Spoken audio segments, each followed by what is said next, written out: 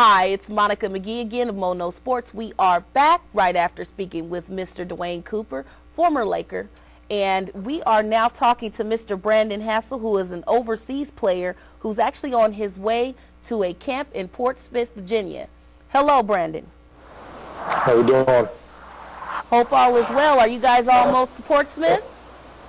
Yeah, so we're a little more than an hour out. Okay, how long have you guys been on the road? Oh, man, a good 7 hours, I think. Wow.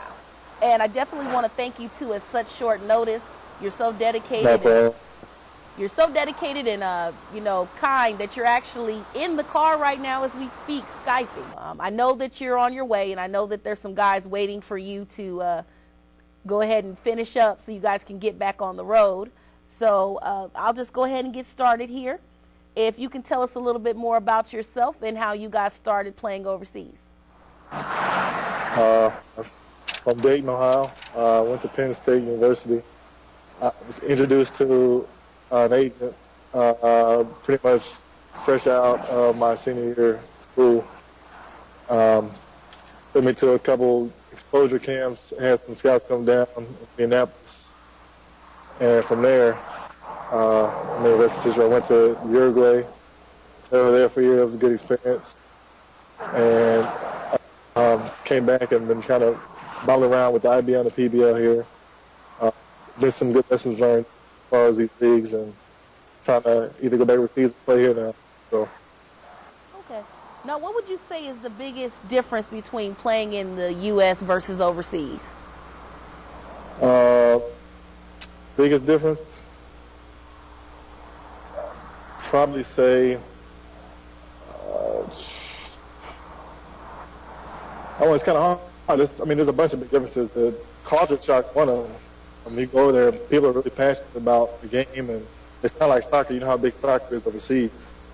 That was definitely something I enjoyed. The fans there, they go crazy. They love the game. Referees are different, but that doesn't make a big games, obviously. The experience, like players there, are always good. Besides on shooting, something you got to be able to do over there. I'd say it was the big three that probably panned out. I'd like to ask you, in terms of overseas, this past summer when we were coming out of the whole lockout situation, how difficult was it to get work overseas? Definitely was difficult because everybody was trying to go over there. NBA players leaving to go overseas, and I had teams overseas waiting for players to leave. So it was kind of like everyone was stuck, almost like we're down the ladder. So you just had to keep working hard and work through.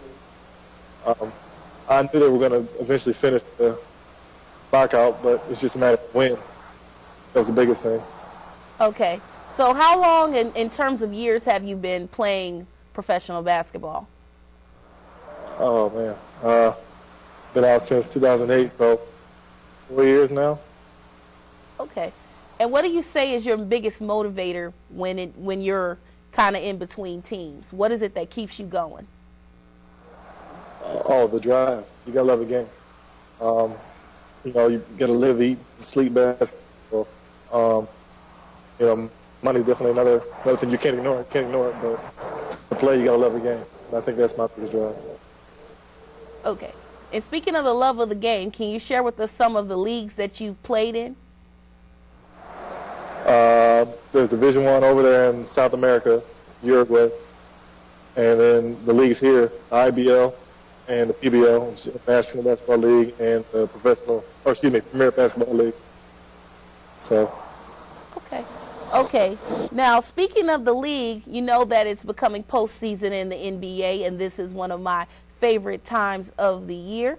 But I'd like to know, in your opinion, who are the top 5 teams right now in the league? Top 5 in the league. You definitely got to put Chicago and Miami up there. Even though Lakers have had their problems, Kobe's he's a clutch time player, so you got to put him up there. I kind of like Memphis too. I'm not gonna lie, even though they're not as high in the West, but like Memphis and San Antonio's look pretty decent. They surprised me this year as well. Oh, well, it's interesting that you brought up Memphis because I actually spoke with Dwayne Cooper, who's a former Laker, and he mentioned that Memphis, if there's any kind of wild card team or somebody who might sneak a win or a series, it would be Memphis. Who do you think will be the #1 seed overall? Overall? Yeah, that has the very best record. Now, it's probably going to be Oklahoma City. Okay. Oklahoma. That's what I would say. I've seen them play lately. They've been doing really well. So I'll be #1 seed overall. Yeah, okay. Well, we'll have to see about that, too. Right now, you know, it belongs to Chicago. Big ups to Chicago because D. Rose has been injured for quite some time. Actually, I know he's been out for over 20 games for the season, and they've still been able to somehow pull out a stellar record and actually be #1 overall. But, you know, it's so flip-floppy because OKC is so close. Miami is so close.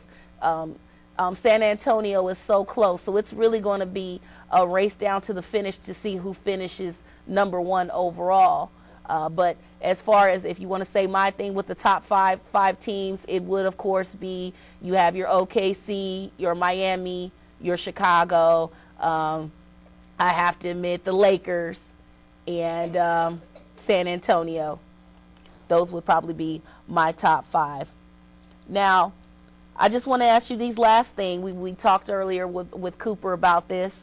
On a scale of 1 to 5, with chances of winning a championship, with 1 being the least and 5 being most likely, I have 10 teams. Just quick drill, 1 to 5. If you can kind of say why you gave them that number, that'd be great. Let's see here. Los Angeles Lakers, scale of 1 to 5. LA, I'll probably say 3, off Kobe alone. Okay. Because it's Kobe, I've said. Sounds good. That's what I said. Los Angeles Clippers. Probably 2. It's early. They look really well this year, and definite improvement, but they got a ways to go before they become a championship contender. I agree with you on the 2. They said they had 1 injury and it took their whole team down, and you can't win championships that way. I feel if they get a good big man, 6-man, that they can be a force to reckon with. But that, of course, will be sometime next season. I don't really see them coming out the first round, or if they do the first round, I don't see them winning in the second. Boston. That big 3 is something else out there. But I think age is kind of catching up a little bit. I say that, but there's